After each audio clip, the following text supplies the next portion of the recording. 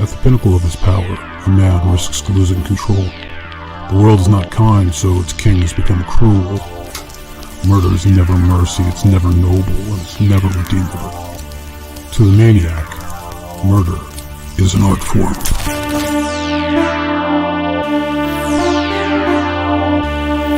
What is happening to God say something?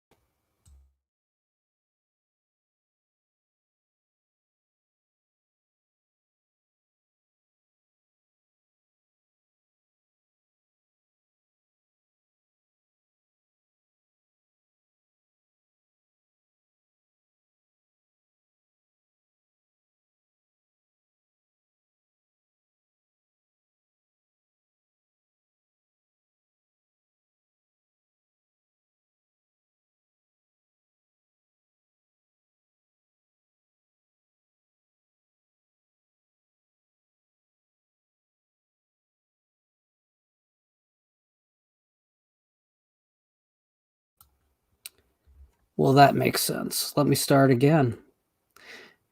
Welcome back to Visited by Voices Live. It's been a little while. I've been trying to finish up the novel, and I'm very close now, but it does allow me a little bit of time to come back and hang out with my friends and peers and people from around the community. There will be all the normal parts of the regular show will be returning, including one-on-one talks with people from around the genre, as well as these shows, which are more of a one-on-one with the community, as well as my normal commentaries and reviews and all that good stuff, and the long-awaited return of the game show. So we will be doing all of that very shortly. Tonight, I just wanted to really check in for an hour or so and see how you guys were doing, answer any questions or concerns, or address anything that you think is worth talking about. And I appreciate those of you that already dropped in. So Jonathan's out there, Big Croc Rock, Rush's Ashes, Ray Flores, Jamie's out there, Joe Bob Tirehill, who says I'm out of sync. Well, that has been my entire life, sir. Why start now? Is anyone else experiencing that? That probably is a StreamYard thing, I would think. No shortage of technical problems tonight, but it's that sort of a night. So I really wanted to just kind of take a moment and talk about 2020 as the strangest year of my life, and I'm sure of your lives too. We talk about horror all the time as an abstract, as an entertainment, as even a culture, but we don't normally have to go through what feels like the opening chapters of The Stand in our real lives. We found ourselves desperate to do things that normally we rail against doing, like going to work.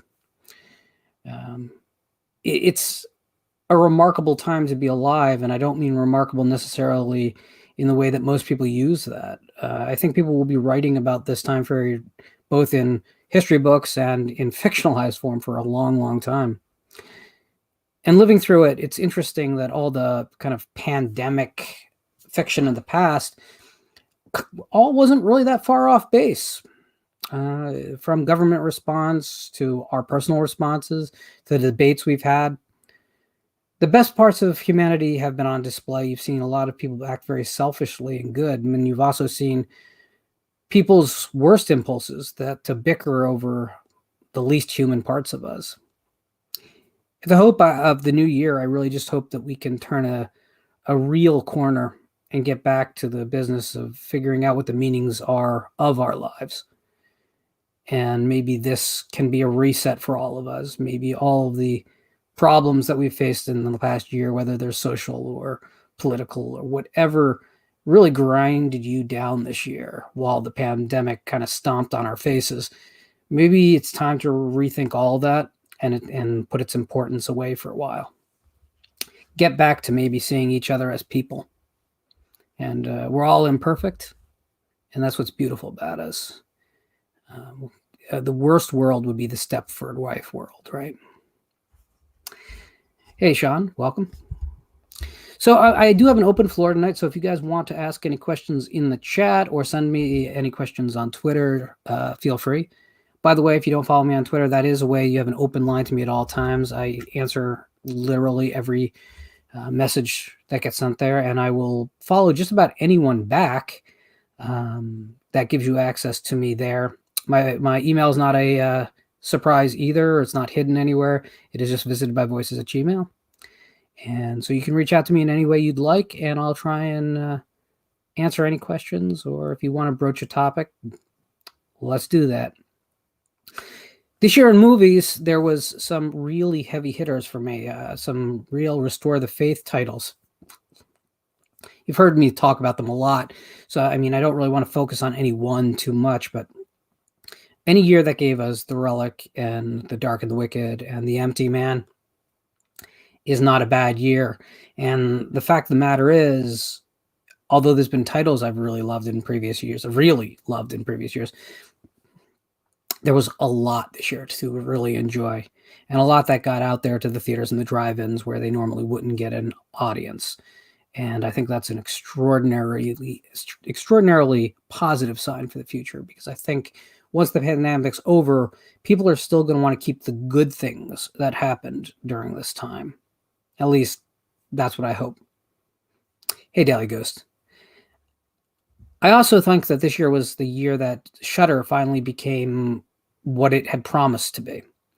In the very beginning, it was a really interesting, curated streaming service. And the promise of becoming a pipeline to independent cinema, whether domestic or foreign, was always there, but it wasn't quite as strong. And that in its beginning, it was more about licensing what they could get a hold of that they thought they could really generate some interest in. They didn't have the open door policy of the big studio titles, so it was always going to be an uphill battle for them. But in the last year, titles have really become events when they launch on Shudder. And I think that that's another really great thing for the genre, because a dedicated horror channel was something we always tried to get in the cable years. And there was a number of attempts, like the Chiller Channel or whatever, or when Sci-Fi basically became a horror channel for about 8 months before they gave up on that concept.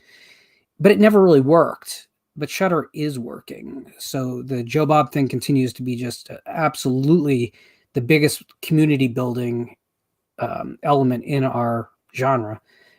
Creepshow proved that you didn't have to cut corners. You could do something that was as good as anything else out there. I think that Shudder has come into its own. I think that movies in general, especially independent horror, really came into its own. And the international scene continued to be just amazing out of Indonesia and India and Turkey. So I think there was so much good in our entertainment horror and so much bad in our real life horror. And that's maybe the sacrificial price we had to pay. Sean McManus asks, is there any tips that you could give me about writing? I've been trying to write my script for a while, but sometimes think I'm not doing it right. Well, I don't actually write screenplays, so please take this with the grain of salt that you're paying for, to mix a metaphor, which you shouldn't do. But I will tell you a little bit about narrative, which applies no matter what form, no matter what the container is that you're writing in. My basic rule is that whether you're going to write on the seat of your pants or whether you're going to outline, whether you're going to write character bios, and I don't do any of that, by the way. I don't do any of it. But my big thing is write a scene when you know the scene. And that means if you sit down and you haven't figured it out, do yourself a favor, walk away from the keyboard. Go take a shower, take a long drive, sit out back on a porch chair. This time of year, that's not really convenient because it's pretty cold. And figure out that scene. From every aspect, play it through your head, talk to yourself. I talk to myself a lot while I write. I feel like I'm kind of talking to myself right now. But understand the scene. And when you go to sit down, the narrative aspect of it will already pretty much be figured out. Now you're just finding the words and the flow of the scene. And that would really help. For myself, I need to know the whole story, the whole thing. Like my novel, I didn't start writing my novel until I knew my novel story, all 52 chapters, which it might not end up being 52 because I might break it up different in drafting, but not everyone works that way. But I think that a lot of people end up doing themselves a disservice when they sit down and think something's just going to happen. It's kind of like if you buy furniture at IKEA and you open that box in your living room and you set it all down, and can you imagine not reading the sheet of paper, in the badly written English and trying to put it all, you're going to put that table together anyway. It doesn't really work very well. And while you don't have to sit down and maybe memorize the directions, at least using it as a guide. So understand how to build the table before you build the table. That would be the big thing. Also, know what your end goal is. Sometimes I encounter writers who, I'll say, hey, so what does this thing look like to you? Like, is this a novel? Is this a novella? Is this, what's the word count look like on this? And you don't always have to be right. Because if at the beginning of this project, I would have told you it's an 80,000 word novel, and it's going to be more like 105,000, which is a significant amount to be wrong. But at least I had an idea of what the container looked like. And sometimes for a screenplay, is it a straight horror screenplay, or is it an action horror screenplay? And if it's action horror, then, you're looking at trying to get it in under 92 minutes. Unless you're Christopher Nolan, you want to keep it punchy, right? So with that in mind, it helps you to kind of figure out how the scene progression works, how your character arcs have to be, what the time period your character arcs have to be worked in, etc. But I guess my big hint to you, my big suggestion is just know your story, know what you want to write, and know what it should come out looking like in general. Davarin, how are you, sir? Are you familiar with Game Over, the 1989 French film that's like Home Alone with a horror twist? I just actually watched it on the last drive-in for like the second time in my life. It wasn't called Game Over there. Code Santa is what most people call it these days, I guess. I knew it as Deadly Games. That's what I've rented it on VHS in, I don't know, the early 90s. I am familiar with it. I've never really thought much of it. I always think of it as one of those films that has a great concept and doesn't really deliver it. I don't like most films that center around children because I think kid actors, even when they're really good, are not relatable to me. I think that's one of the big problems I had with E.T. I have a lot of problems with E.T., but is that I can't just get into that Spielbergian kid audience mode. And I know most people can. That's, I think, why, like, for instance, the Pixar films do so well, is that everyone can really just latch into that child audience mode, like, immediately with those films. And I have, even as a kid, I wasn't able to do it. I wanted more, like, I guess, adult fare. It does predate Home Alone by a year, but in Hollywood standards, I'm not sure that means anything. I mean, films are in, development for years and years. And the other thing about Hollywood is that it's the plagiarism capital of the world. I'm sure they borrowed from 18 movies along the way. It's kind of infamous that a film is kind of a quilt by the time you see it, that all the influences and all the places it borrowed from just kind of get glommed together into a final product. What's my favorite Christmas horror? It's tough because I'm not a big fan of Christmas. So usually I'm not really that big of a fan of, I don't know, of the entire aesthetic of the season. Guess I could get into what that's about, but the big thing is for me, I'm not a religious person. I am an atheist, but that's not really the problem. Like The Exorcist and The Exorcist 3 are two of my favorite films, and they're both extraordinarily pro-Catholic films. I think the problem I have with holidays like this is that even before you get Hallmark and the modern mall Santa world in it, even before that, you kind of had the Protestant church and the Catholic church kind of co-op existing holidays and existing festivals and throw Christian names on them and set them as ostensibly part of the Christian canon when they had nothing to do with. When you think of Christmas, you think of all these pagan symbols from Germany and Ireland and from the Nordic traditions, what they have to do with the birth of Jesus in Bethlehem, I couldn't tell you, because they don't. They're just used kind of to try and sway the populations to start getting the vocabulary of Christianity into their lives. So it was kind of about power and expanding Christianity. So I'm always kind of skeptical of the Christian thing. Just Easter's the same thing. I mean, Easter, all the symbols of Easter that you're familiar with are all from fertility rituals from Ireland. You know, I mean, it's a pagan holiday that they just glommed the resurrection of Jesus onto. At least in how we celebrate it. I'm not talking necessarily about the validity of the holiday if it were actually being celebrated by historical Christian standards. But anyway, but if I had to give you an answer, I really did like Krampus quite a lot. It's not perfect, but I think Michael Dougherty is a hell of a filmmaker. I've liked everything he's done, and he's one of the guys that gives me a lot of hope. I do like Christmas Evil because I think it's kind of that Taxi Driver thing that most recently Joker came out and everyone was saying, "Oh, this is Kings of Comedy and Taxi Driver together," and I'm like, it's kind of Christmas Evil is what it really is, to be completely honest. So I like the darkness of that film, and I always have. I like the original Silent Night, Deadly Night, because I like the dark psychology of the first act a lot. When I first saw that film, I thought it was going to be a horror masterpiece, and I don't mean that like a cult masterpiece or a trash masterpiece, which I guess you could argue it is those things, but I thought it was going to be a straight up horror masterpiece because I think the first act of that film is really disturbing and dark in all the right ways. And then, you know, Linnea Quigley gets impaled on antlers topless, and you go, okay, well, I guess it's something different than what I thought it was. But Nico asks, do you see any value in writing the ending first and working towards it when constructing the rest of the story? I have a dozen unfinished stories because they always go sideways instead of forward. Nico, by the way, I'm going to be sending you an email later, immediately after the stream, about tonight. So get with me about that. I write linear. I write from beginning to end, although I'm constantly going back and tweaking what I've already written to better match where the trajectory ends up.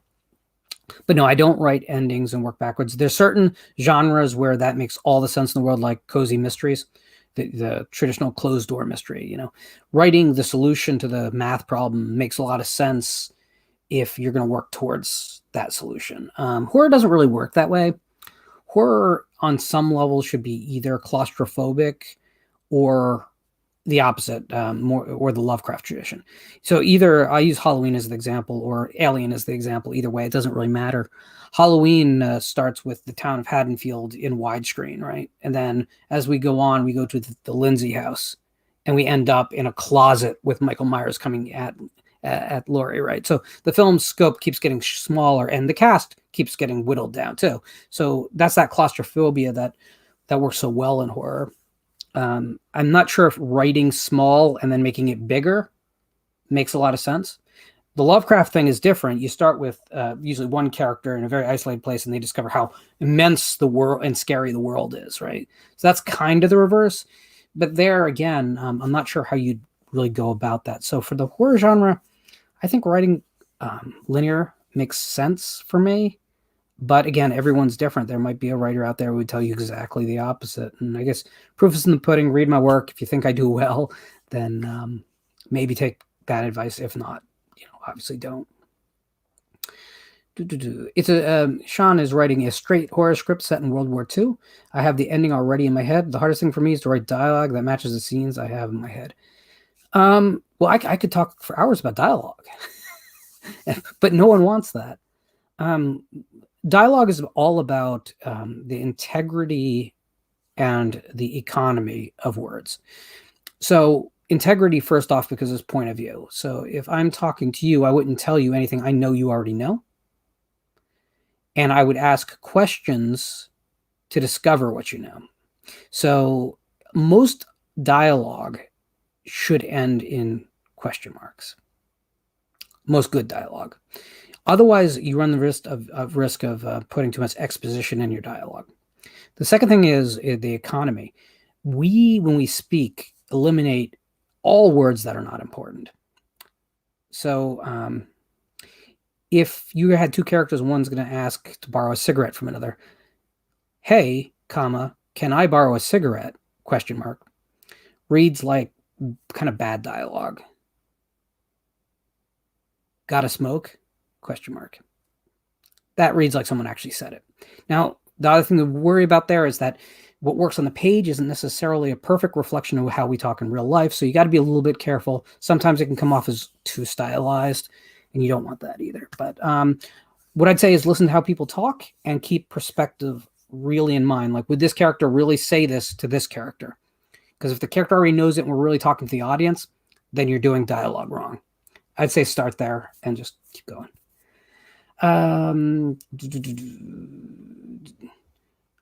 As far as World War II, by the way, I wrote a novel that takes place in World War II. It's called Eternal Unrest. It's a mummy novel. It was my final novel for Coscom Entertainment, who published traditional monster fiction.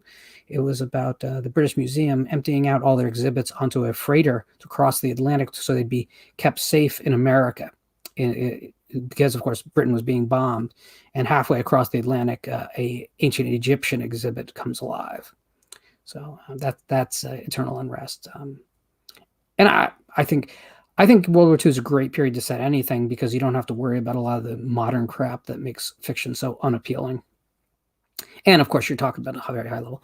And I should say, actually, Blake December opens with a scene that takes place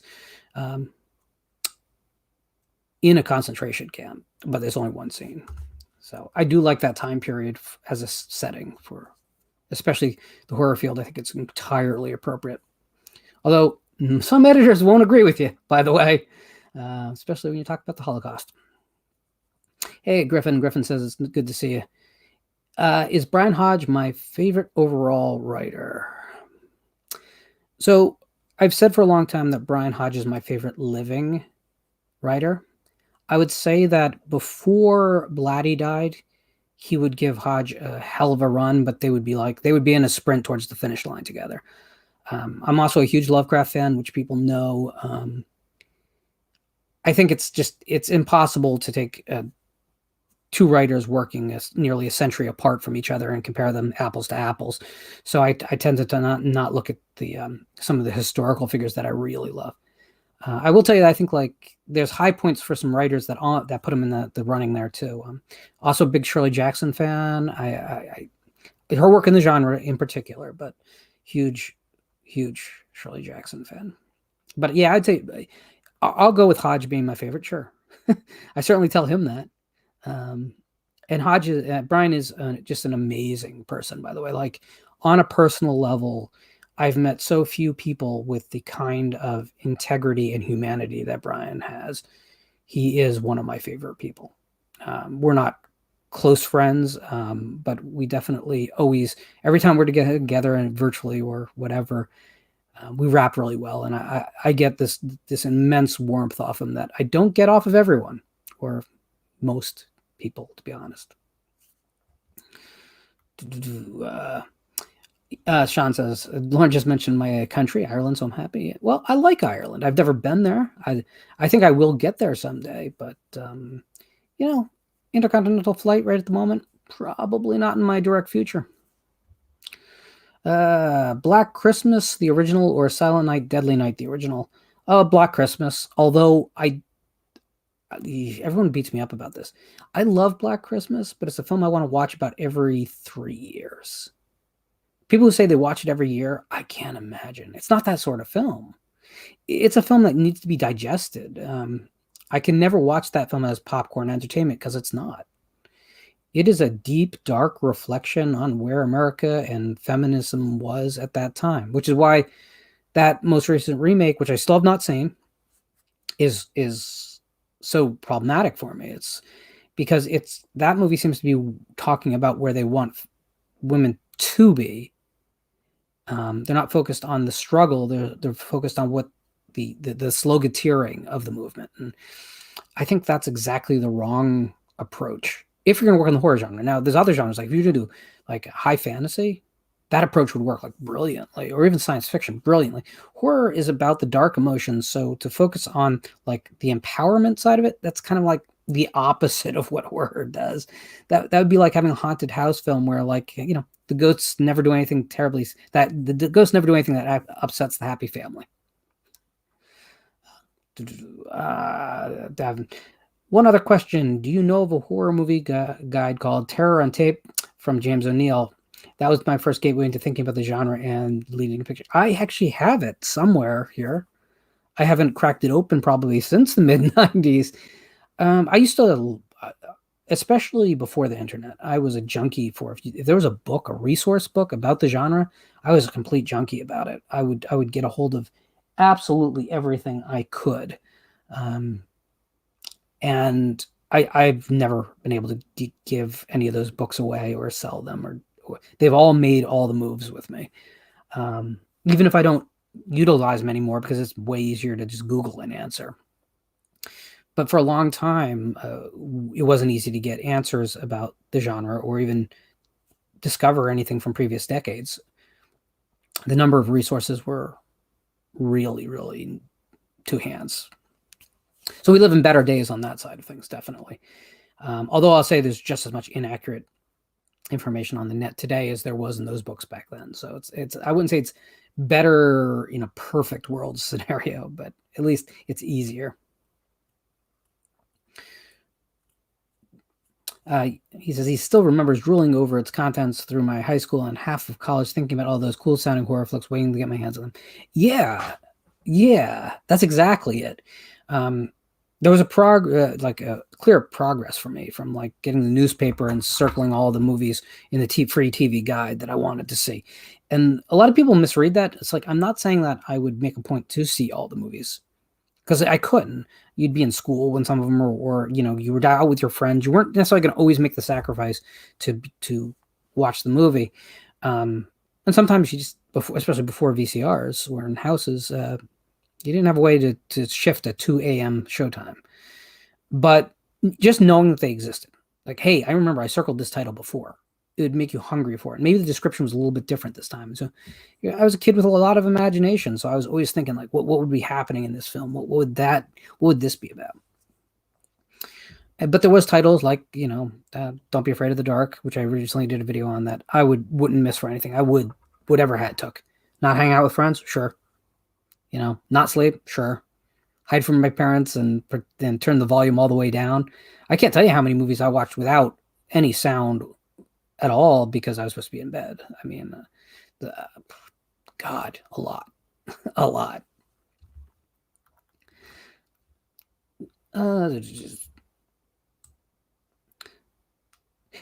So everyone, the thing about Black Christmas is that it's more like a proto slasher than a true slasher, and that's the strength of it. It's not a giallo in any way, shape, or form either. That's the other interesting thing. It's more like an old dark house movie in many ways as far as structure. The slasher elements, although present, are just not the focus. That sense of unease and violation that's all around these college girls, these sorority sisters, is just palpable. And every male has questionable motivations. And so you constantly are wondering, like, could it be this guy? Could it be the boyfriend? Could it be with a cop? Could it be and the fact the movie doesn't tell you is intentional, because that they want to put you in that mindset of these college girls who are trying to live very liberated lives, but there's so much danger around them, and there's so much condemnation about their personal decisions. Obviously, people talk about abortion in the movie, but abortion is just the big issue. If you watch closely, like, every decision those girls make is being questioned by someone, and usually by a man.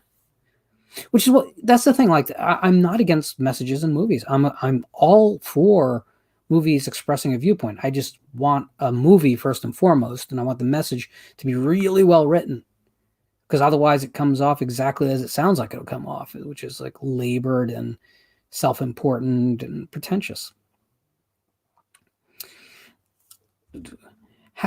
Sean says he hasn't seen the original My Bloody Valentine in a long time. I saw it maybe a year ago. Again, one I don't watch all that often. I know that a lot of my region free peers absolutely love it and think of it as one of the very best 80s slashers. And I've never been that close to it. I recognize that it's a really good film. for the subgenre at least. But it always just also felt like it had that level of gimmicky, I don't know, gimmicky storytelling in it. You know, we're going to put a heart in a box, and we're going to have the coal miner is kind of like almost a Scooby-Doo villain outfit to me.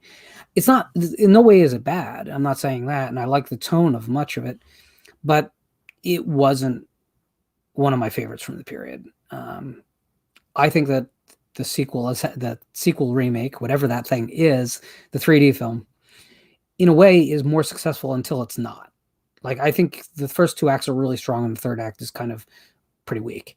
But I think that a lot of that movie is, I don't want to use the word underrated because everyone uses that word improperly, but it's better than its reputation. Griffin asks, what would you say is Stephen King's biggest strength, and what would you name as his greatest flaw as a writer? Stephen King is one of those guys that he, as a writer, character interaction, which is not quite the same thing.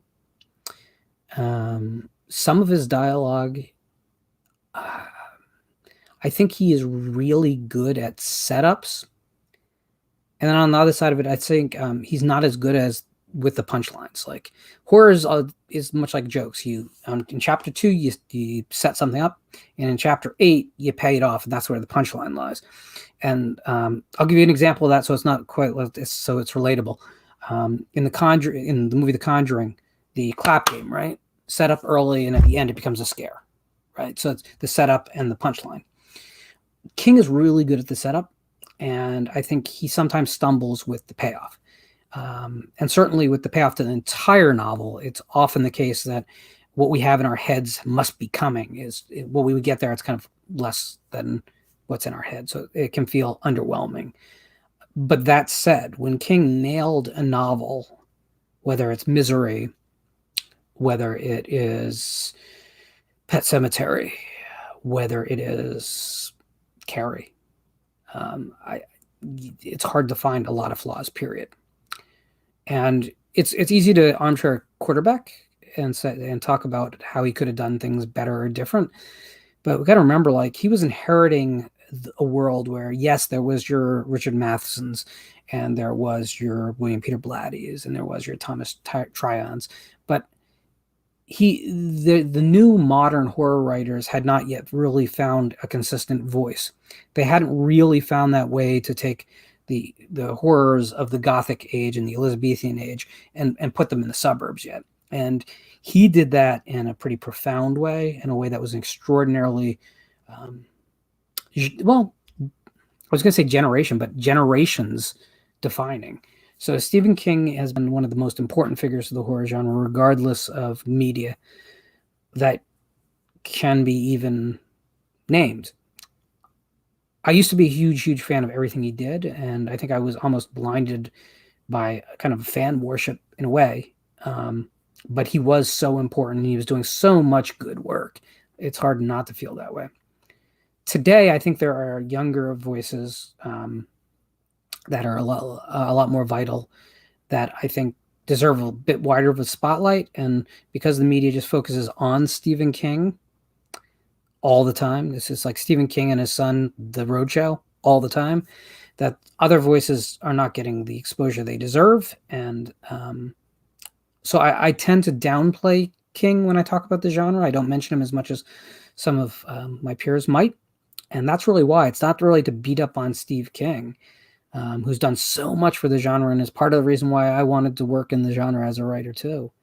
Him and Charles Grant, they're the two guys in those earliest years. But I think today I'd like to see some other writers get a little bit more exposure. And I've been trying to do that myself, if you haven't noticed. Like people like Danielle Trusani, who I think, really are the future of the genre, and I think are starting from an incredibly strong place, a place that any of us would be jealous to start at. Deli Ghost asks, Lauren, have you seen Black Bear? Would love to hear your thoughts. Really enjoyed it myself.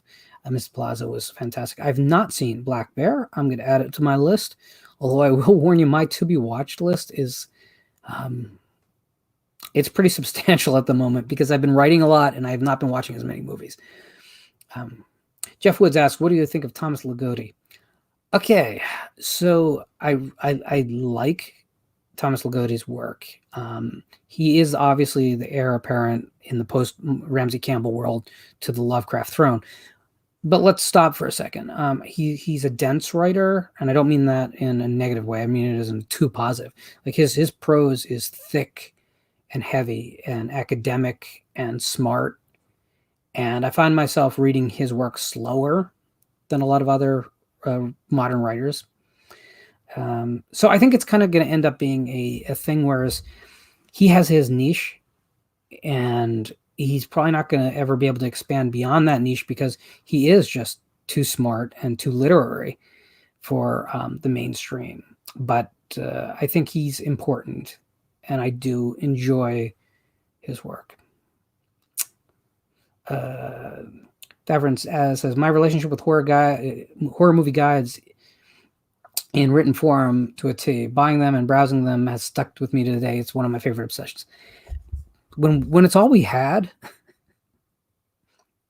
it's all that could feed our obsession with this stuff, right? Okay, so he's also asking about The Stand. I don't have CBS All Access. I suppose I could probably find a way to watch it anyway. We do live in a world where those things are possible. I don't know if I'm gonna. The Stand is a novel that I really, it's close to my heart. It was one of those, seminal reads that said, oh my God, in the past it was, oh, Stephen King made horror modern, mind blown. And then he said, well, I'm going to do the Book of Revelations as a horror novel. Bam, again, blew me apart. I think that's, I have very high expectations because of that. But even going back and rereading the book when it was re-released with that extended edition, which happened while I think I was in high school, might have been just after I was out of high school.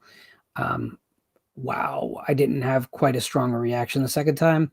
And while I still think it's a monumental achievement, I really kind of want to live in the world that I remember and have that experience that was so strong and so vital. A lot of times I prefer to live with initial impressions. And I know that's really different for people who've just watched, Jason Lives for the 180th time. But for me, it's kind of, sometimes when you have a really great time with something, you want to say, 10 years, I'm going to go back to that. And I hope in 10 years, I'll have the same experience. But I don't want to get so close that I no longer love it. Also, I don't like the idea of getting kind of tied to watching and reading the same things over and over and over and over. I think that can be very bad. I had a bad habit of every 2 years reading the entire Lovecraft canon. I did that for like 20 years. Every 2 years reading everything Lovecraft wrote, beginning to the end, spending 3 months of the year just rereading all Lovecraft. And what I realized is that's not making me better in any sort of way. Because at that time I could spend reading, new writers or catching up on some golden era stuff that slipped through the cracks rather than reread stuff that I've read already, in some cases 10 times. Some cases way more than 10 times if you're talking about some of the shorts. Ray, I would love to interview Dinah Cancer. I don't know if that's possible. I don't know. I really haven't really pursued it. 45 Grave were an incredibly important band for me growing up, as you probably know since you asked the question. I'll tell you what I would love. I would actually, even more than just sitting down to her and talking to her, I would love to be able to maybe put together a definitive history of that band, because I bet there's some amazing stories. And I'd hate for the members to go into their, 60s and 70s and those stories slowly get lost to time. We've already lost one member of the band, so.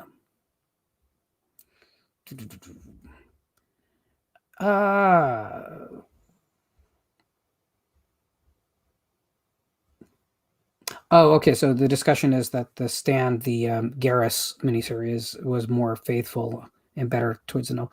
I don't know. Again, I remember watching the Garrus Stan miniseries and enjoying it, but I had frustrations with it too, like combining two characters into one in the beginning just to streamline things, but yet we kept all the Mother Abigail stuff, which the Mother Abigail stuff in the book kind of works because you keep getting more of the Randall Flagg bringing his people together, and I don't know, for some reason in the written form that worked for me. In a film, you got to cut that stuff, or you have to find a really compelling way to put it, because otherwise you end up kind of with the Terminator 2 desert scenes, where not that much is happening in what is ostensibly an action film. So, Sean asks, do I have a favorite Lovecraft book or story? Yes, but it changes all the time slightly. I'd rather just tell you the ones that are cornerstone to me as a writer and as a fan. And so the Case of Heart, Charles Dexter Ward, which was the draft of a novel that he put in a drawer and left there. He didn't think it was worthy of going back and revising, and he didn't think it was worthy of destroying. He just never wanted to touch it again. I think it's a masterwork. I think that a lot of Lovecraft's fiction, such as At the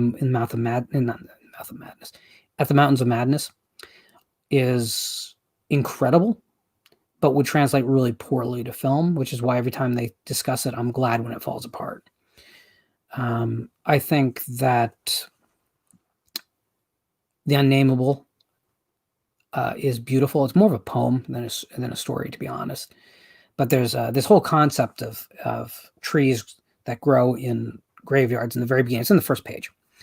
And the idea that the trees are sucking the nutrients of the buried dead, which is something that's actually really happening if you think about it. But it's just like such a macabre concept. And when you're sitting there saying he wrote this in 1928, it's one of the things that reminds me that we have such a prejudice against things that happen to have been created before our births. We assume that everything was primitive before, like for me, 1973. But in truth, like Henry, the Graveyard Rats, Henry Kuttner story that I read on my channel, like that thing could have been written yesterday. There's absolutely nothing about it that's not modern, and the thing's 90 years old. So I think we tend to think of things before our time of being aware of mass media and culture as being somehow, I don't know, inferior just because it's old. And it's unfortunate because I think we're not necessarily living in the best of time for all storytelling. Okay. So Ray, I'm jealous. I will tell you that, I got to see the new version of 45 Grave a couple years back, maybe more than a couple at this point. Yeah, I would have loved to have seen him in 86. So in 86, we're talking about Rob Ritter still being alive and with the band. We're talking about Don Bola's really pounding. The funny thing is, as the band became more of a straight up kind of punk metal thing rather than a hardcore band like they were in the very early days, he got so heavy with his use of the bass drum and how he just slammed the snare. It's a great period for the band. Great period. Robert Long asks, do I like the 1989 Elves movie? No one likes the 1989 Elves movie, sir. It's just really a pretty abysmal film. I've seen it. I actually owned it on VHS, and I don't remember ever buying it. So it must have come in a trade, whereas I got like 8 titles because I gave up 2 that were a little bit rarer or something. But I had it on VHS. That's how I watched it. The one time I watched it, I was like, wow, this almost was effort to be this bad. And now, mind you, if you love the movie, I am in no way attacking your love for the movie.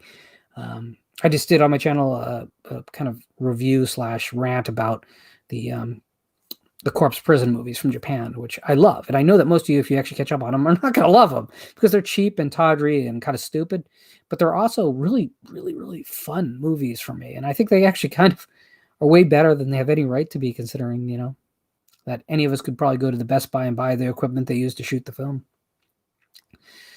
Ray, I would love to get together with the band, but the problem there too is it's not just Dinah, it's not just Mary Sims you need to get at. You definitely have to get Paul B. Cutler for the history of the band. And my understanding is he's a little reclusive. So,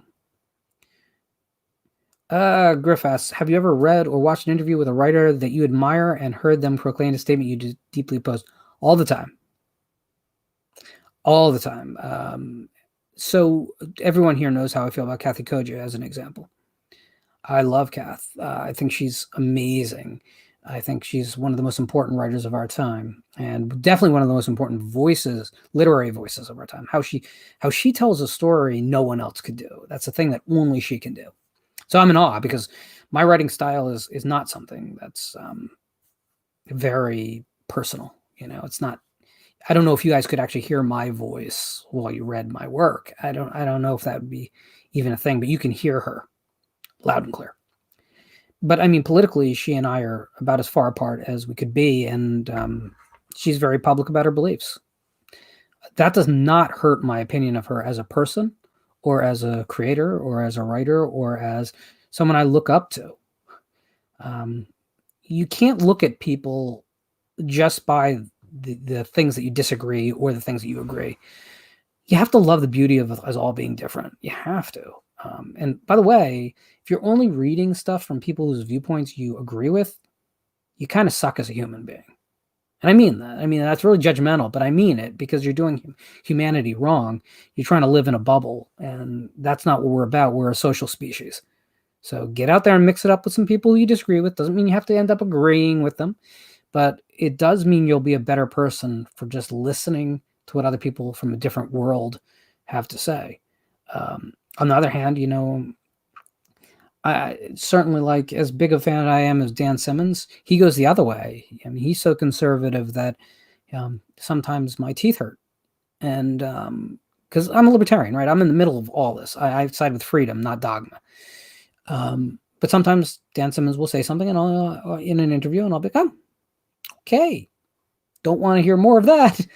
But that won't stop me from reading his work or watching an interview with him, which are very rare because he's been treated kind of unfairly in the press, I think. But he's an immense talent, and we should. When someone's a talent in anything they do, and by talent I don't mean they were born with something. I mean they work towards it and have gotten really good. But when someone affects you profoundly in one sphere, we shouldn't ignore them just because in some other way they are not perfectly in tune with us. I don't know, I'll get off the soapbox about it. Sean would still like to see what Del Toro would have done with Mountains of Madness. So the screenplay is available online if you look. He didn't really smooth out the big problem, which is that, there's a chunk of that novella that is just the history, the pre-human history of the old ones, and when the Shoggoths rebelled against them because they were the slave race, and they that's the reason that the old ones went into hibernation. Some died, some went back into the cosmos, was because the slave race of the Shoggoths, rose up. And anyway, all that history is just kind of dumped in the middle of that story. It's like told in hieroglyphics and deciphered, and that's really not a very good way to tell a movie. And that was the big, I think, stumbling block of telling that story. And that's one of the big problems. I will tell you that there's two movies that kind of are at the Mountains of Madness. Like if you take Carpenter's Thing and you take, as preposterous as it's going to sound, Alien versus Predator, and you put them together, you pretty much have that movie. It's pretty much what it is. So there is kind of a way to get in an adaptation of it. But I prefer just left alone. I'd rather them attack Lovecraft works that can be adapted with a little imagination.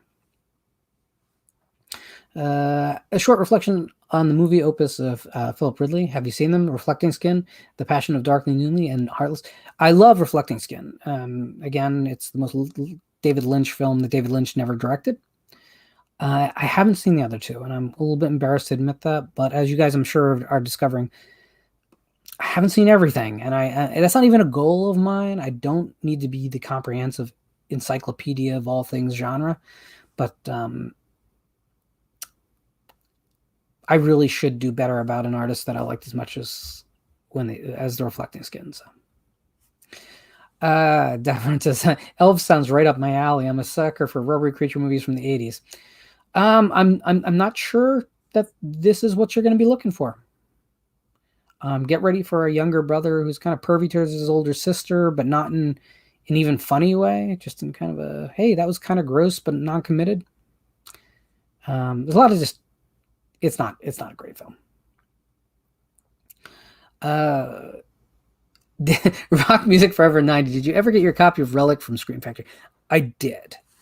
Scream Factory have not done themselves a lot of favors with me this year.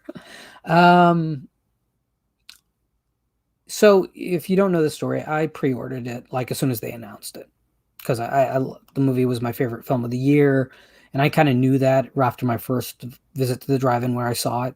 I just knew this was going to land at least in the top 3, and at the end of the year it ended up being at the top.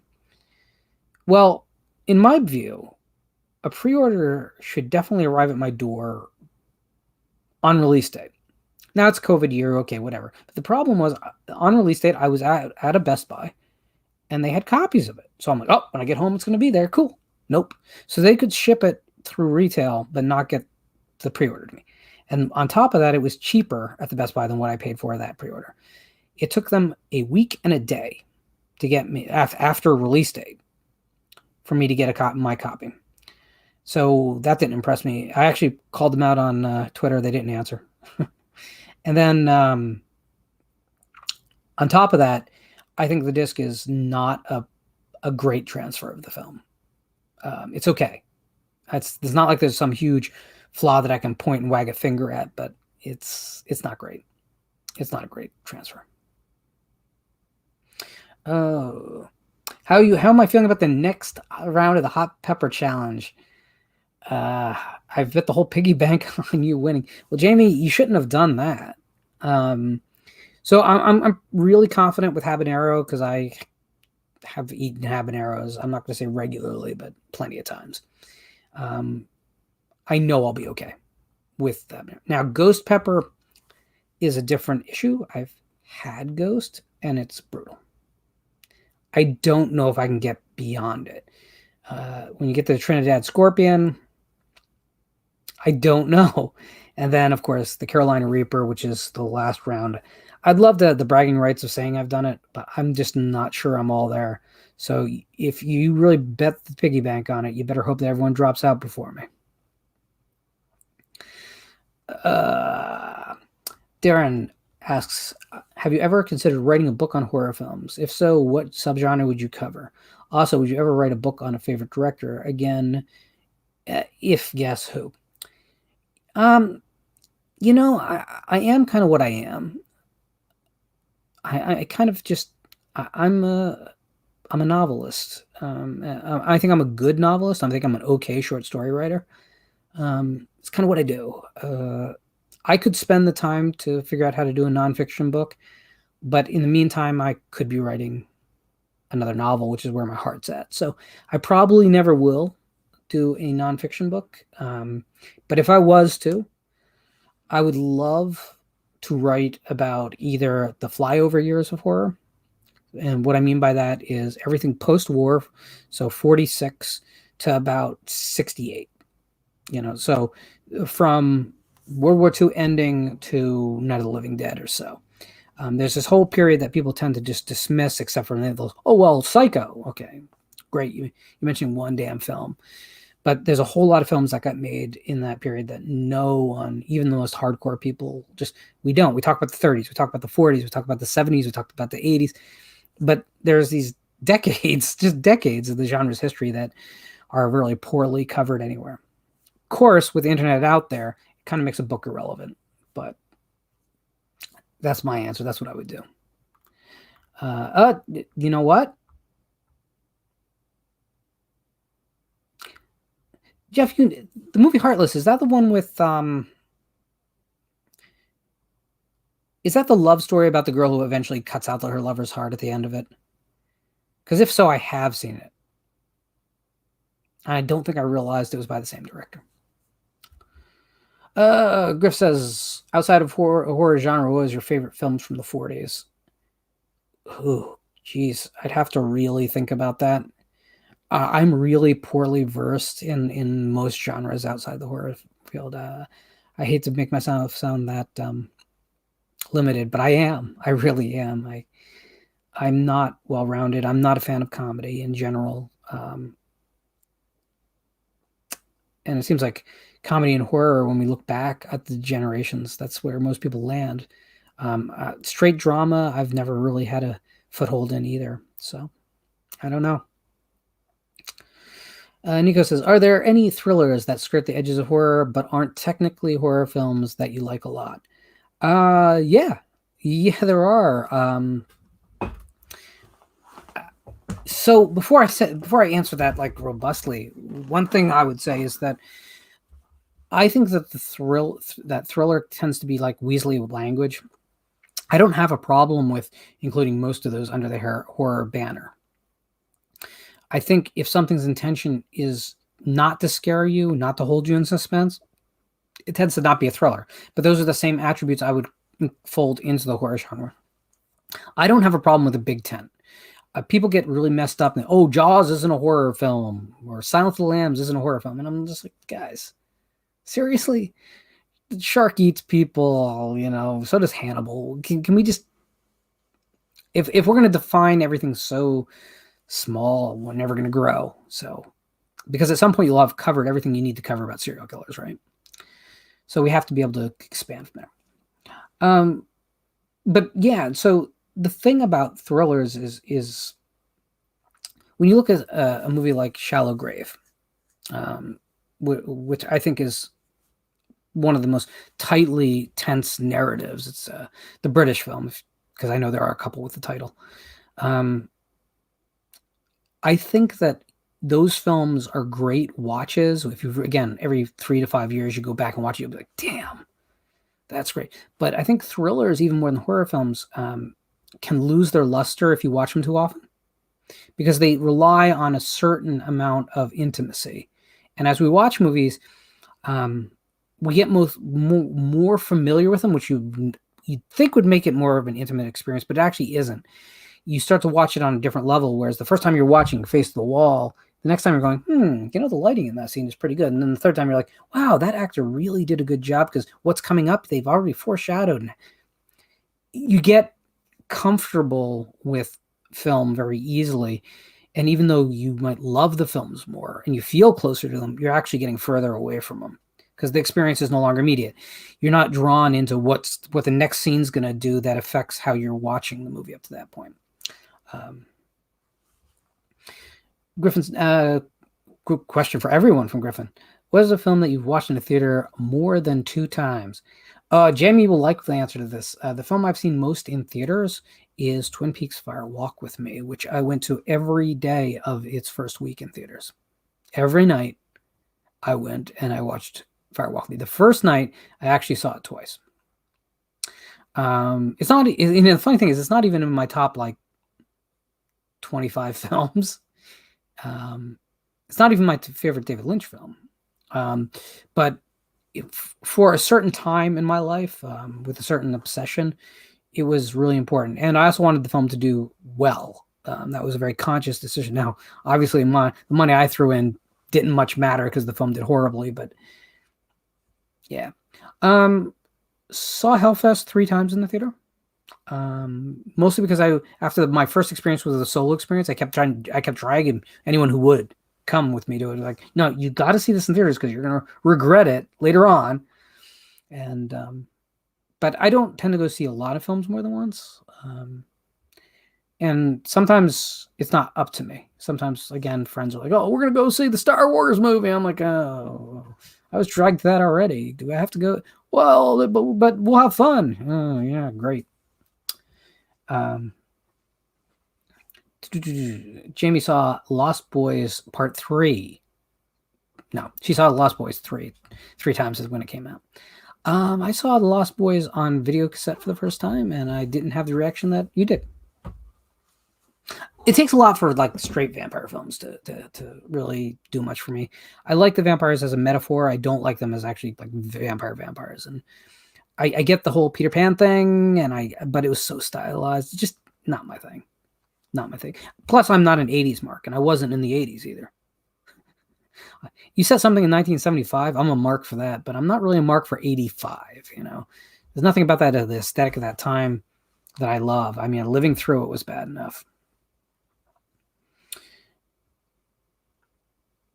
I saw it recently. I'm still reeling from all the flamboyant postmodern inserts used to characterize the core of what Dick Cheney was about.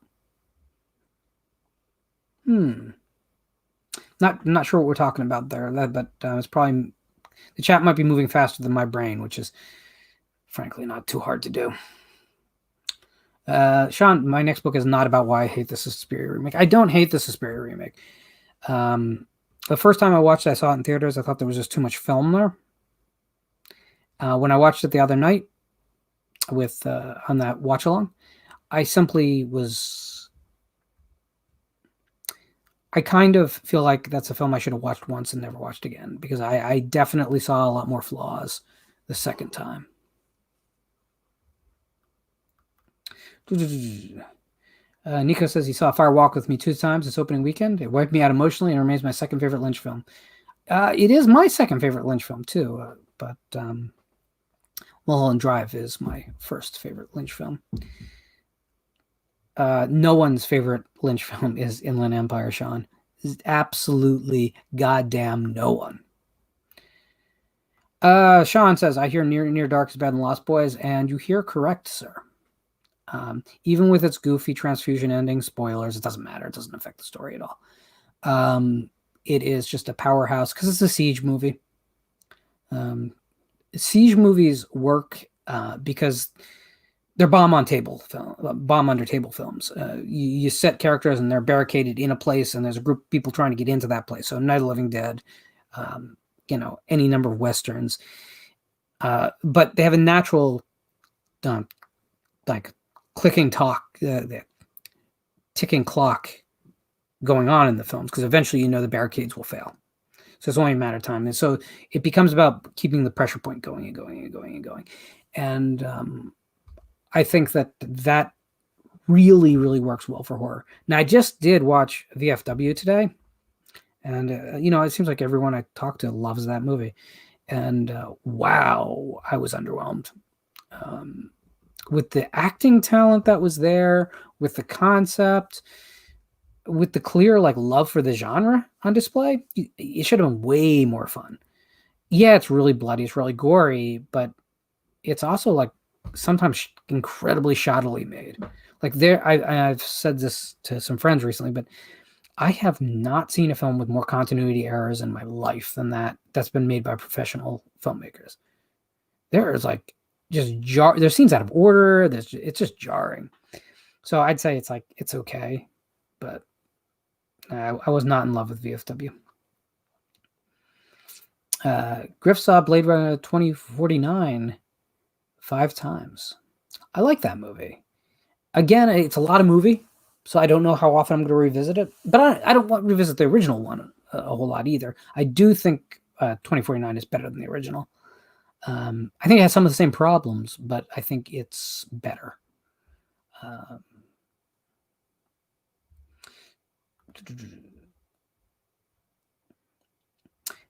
Daffrin says, I get what you mean by living through the 80s was bad enough, though it's kind of blasphemous for horror fans to bash that decade. It's not that I bash the decade. The first 4 years of the 80s produced a lot of great modern classic horror films, but when you compare it to the 70s, there's a big disconnect in how people think about it. A lot of people prefer the 80s to 70s, and that's cool. Opinions are cool no matter what it is, unless you're obviously just taking a shit and seeing how people react. But when you look at the 70s, the decade of Texas Chainsaw Massacre and Jaws and Alien, geez, man, Halloween, Black Christmas. The high points are so high, and the exploitation side of the genre was in such full force, with such like reckless abandonment, and you didn't trust the filmmakers. Everything felt dangerous. The 80s to me, like those first 4 years, are pretty solid because they really feel like kind of like just a glossier version of the 70s. But then after the Nightmare on Elm Street remake sequels start up, everything becomes a joke. Everything becomes a horror comedy.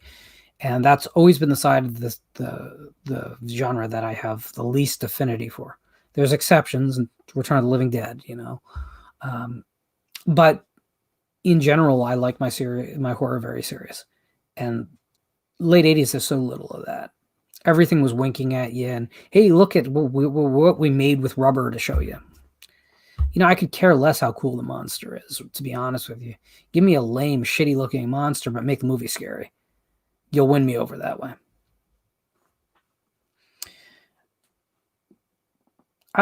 Chris Lake Counselor 77, Black Christmas or Silent Night, Deadly Night. This was asked of me earlier exactly, but it wasn't you that asked me.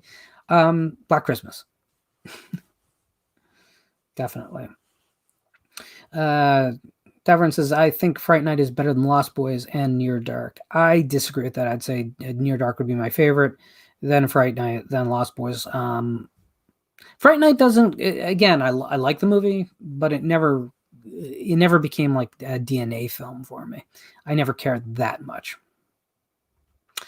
All right, guys, it is 7:06 on the East Coast. We've been live for an hour, so we're going to go for another 20 minutes, and then I'm going to call it a show because I have things like cats to feed and mouths to feed, my own. And I will get back with you guys real shortly, though. So if you have any more questions over the next 20 minutes or so, just get them on in. This has been a lot of fun, and there's been a surprising amount of people watching. So, did Psycho or Black Christmas influence Halloween more? So you want on a surface level, Psycho influenced Halloween more than Black Christmas, simply because if you look at everything from how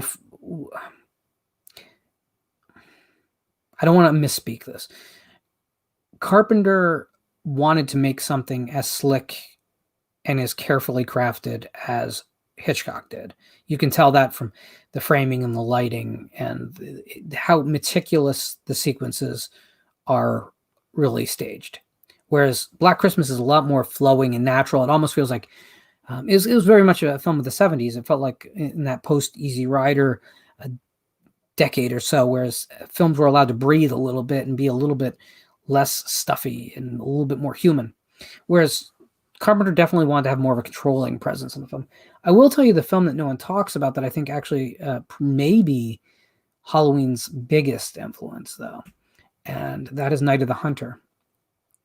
Night of the Hunter has that slickness of what would we think of later as kind of a Hitchcockian horror thing, but it also really, really, really feels untrustworthy, dangerous.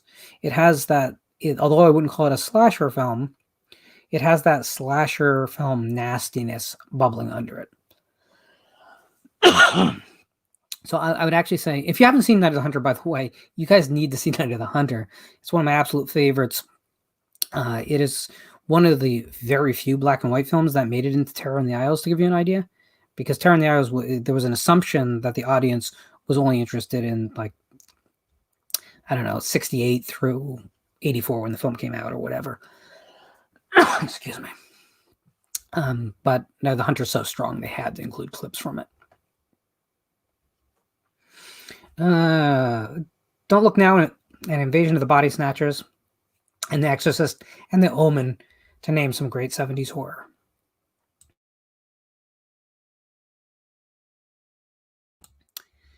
Man, I wish this was COVID so I had an excuse. Just a tickle on the back of my throat, guys. Yeah, the 70s is a never-ending litany of great horror films. And, thank you for mentioning Don't Look Now, because I mention it often, and I didn't this time. And that film needs to be embraced by the average horror film, like pronto, stat, right now. Not as big a fan honestly,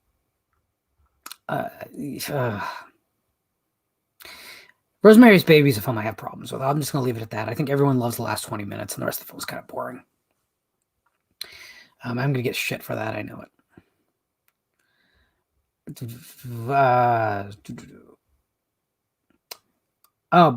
Invasion of the Body Snatchers, the Kaufman film, a great film. Probably my favorite of that cycle of adaptations. Do love the original, but I do think that the 78 version probably is the better film for my eyes. Nico, thank you for joining us tonight. I really appreciate it, man. Again, watch your email. Sean, Peeping Tom definitely influenced Halloween. Peeping Tom is a film that it's very influential. It's not as well made as its reputation suggests it is in some ways. It actually kind of feels like a Corman production before Corman in a lot of ways, but it also really is the start in a way of what we call found footage films today. So, I mean, that's kind of amazing in 1960 to have someone pioneering stuff that, you know, Ruggero Deodato and the Blair Witch guys, Daniel Myrick, and way before them. Just understanding that the point of view camera stuff would be really effective.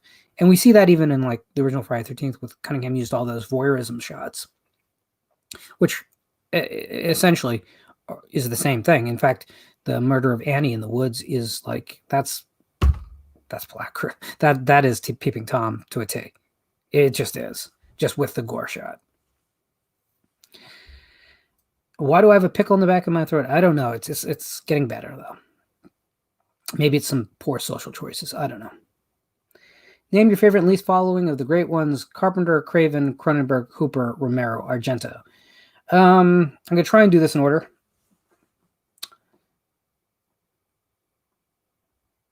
And you've left Fulci off the list, which would change things. I'll go Cronenberg, Hooper, Argento, Romero, Carpenter, Craven. And I'm taking the entire bodies of work.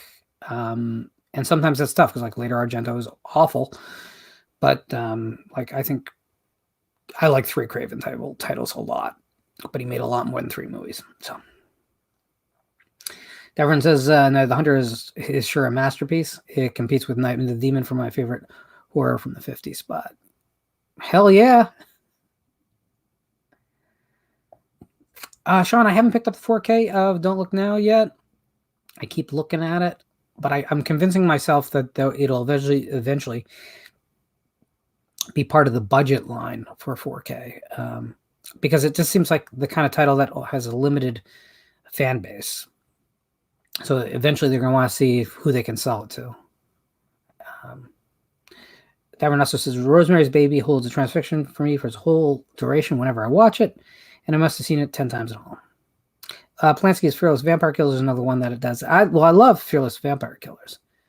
And you see that film, just for pure spectacle and that amazing dark comedic tone, is just amazing. And Griff said, how often do you watch films with other people as opposed to watching films solo? Depends wildly. Theatrically, it's a mixed bag. For instance, like when my Indian cinema opens, I don't tend to get a lot of volunteers to go see Indian horror films with me. So I tend to see a lot of them by myself. My mainstream stuff, usually I can call people up and, that's not an issue. That can get, if I'm watching a film at home, usually solo. Usually. Davern says, 70s horror. Have I seen Lamora, A Child's Tale? This is very nice. Sure, I have. Absolutely. It's a film you have to have some patience with. That's what I'll say about that. But it does have an interest. It's one of those so 70s. It's unmistakably 70s films. But all right, I'm going to answer whatever next question comes across my screen, which I do apologize, might not be the next one asked because StreamYard is a hell of a place. But and Jamie says she loves Night of the Hunter. That makes me so happy. Jamie, I want for next time you're on a stream with me, you to put love and hate on your knuckles for me. I want you to do that. But I do want to thank everyone for joining me. I plan on getting back together with you guys a lot more often. And again, we're going to start up. We're going to have some guests on the show again, including some pretty weighty names, I would say, people I've been working on for a while. And the game show will be right around the corner too. So I think that's always a fun night. Long night, but fun night. So Devon gets the last question. Death Dream by Bob Clark. Like it or not, I do. Exhumed Films actually put it on a screen in Philadelphia about, 22 years ago or something. That was the first time I'd ever seen it. It was just one of those titles that I'd always read about. I knew what it was about. I knew it was a Vietnam vet comes home and he's died in battle, but he's there. So is he a zombie? Is he a vampire? What is this guy? And I knew it was like an allegory about how he treated returning vets. But I hadn't seen the film. And so I saw it for the very first time on 35 millimeter in a screen in Philadelphia from Exhumed. And I think it's an amazing film. I'm yet to see it cleaned up properly for a video release. It's kind of ridiculous how tough a time that film has had. All right, a couple more real quick. Jamie asked, like Haunting Morella, I love the short story it's based on. That film, all I remember is that there's a lot of TNA. That's pretty much it. Griffin says, thank you. Thank you so much, man. It's all about you guys, really. Sean says, take care and have a nice Christmas. And look forward to the Pepper Challenge. Yeah, well, I might be crying this time. So that's it, guys. Thank you so much. Again, having a community to just talk to and spend some time with is so important. I do encourage everyone to get out there and make your voices known however you choose to do so. If that's a website, if that's starting your own channel, if you have your own channel, keep pumping it out, keep making your noise, champion the things that have not been championed, make sure that all the voices are getting heard because we don't need more of all the same from the same damn people. Have a great night. Talk to you soon.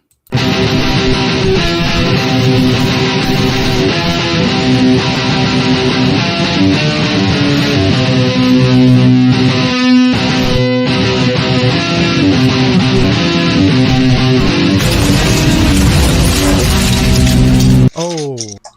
This shit is... Where you are to go, or ask an older person to help you.